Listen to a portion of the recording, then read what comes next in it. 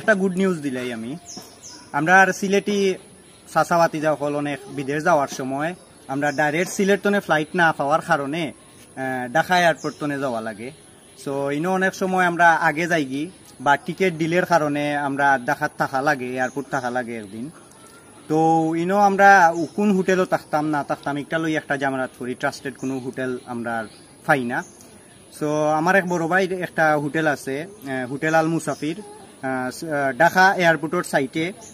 তো আপনারা চাইলে ওটা যেতে পারেন। আর ইনো অনেক ওয়ার্কার আসেন, সবও সিলেটি, প্রায় সবও সিলেটি ইনোর যারা স্টাফ আসেন। এখন ইনো বুঝরা তো আর সিলেটি একটা আলাদা কানেকশন। আর ইনো 100% ট্রাস্টেড, আপনারা চাইলে অন্য থাকতে পারেন।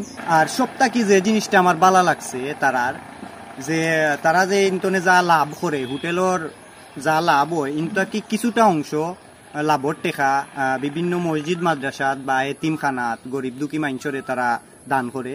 ওই জিনিসটাও আমার খুব ভালো লাগছে। সো আপনারা চাইলে যাইতে পারেন।